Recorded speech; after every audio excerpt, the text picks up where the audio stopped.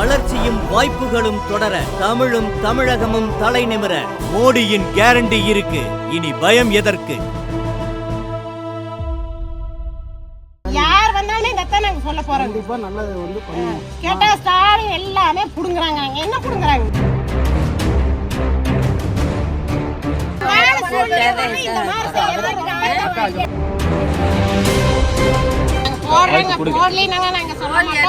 இந்த மாதிரி பண்ணலாங்களா?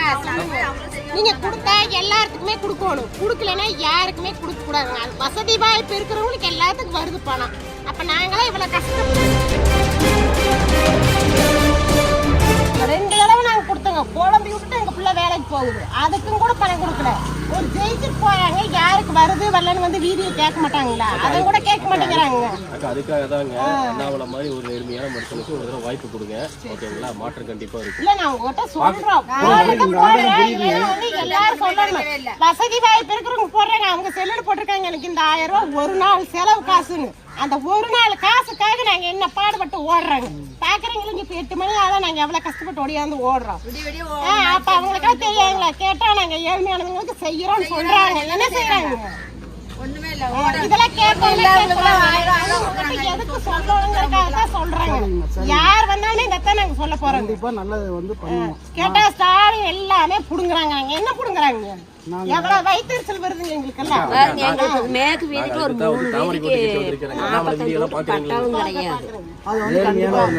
பட்டாவும் கிடையாது. அந்த கிளம்போ பட்டாவும் நாங்க வந்து 40-30 வருஷம் ஆச்சு. பட்டாவும் கிடையாது. வீட்டு பைப்பும் கிடையாது. ஒரு ரோடு கிடையாது. ரோட்டை வந்து வருங்க எப்படி இருக்கு. குழந்தைங்க நடக்கவே முடியாது அந்த ரோட்ல. நாங்களும் வருது இப்படி ஓட்டுக்கு போறோம், எலெக்ஷன் போடுறோம். அதனாலதான் இந்த வரவங்களும் ஏதோ ஒண்ணு செஞ்சு தரேன்னு சொல்றீங்க. இந்த தேர்தல் வந்து முதலமைச்சர் தேர்ந்தெடுக்கிற தேர்தல் கிடையாது. இது வந்து பிரதமரை தேர்ந்தெடுக்கிற தேர்தல். சரிங்களா? 1000 ரூபாய் கொடுக்குறேன்னு சொன்னது வந்து பாத்தீங்கன்னா திமுக வந்து முதலமைச்சர் ஸ்டாலினை வந்து முதலமைச்சருக்கு உட்கார வைக்கிறதுக்காக பண்ணிருக்கு.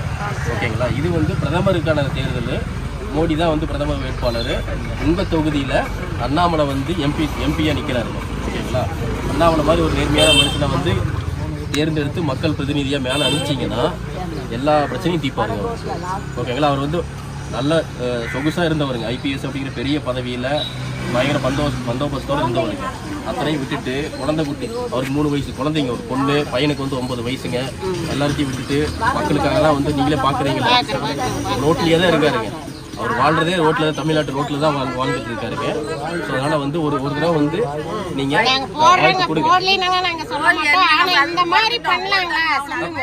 நீங்க கொடுத்தா எல்லாத்துக்குமே கொடுக்கணும், கொடுக்கலன்னா யாருக்குமே கொடுக்க கூடாதுங்க. வசதி வாய்ப்பு இருக்கிறவங்களுக்கு எல்லாத்துக்கும் வருது பணம்.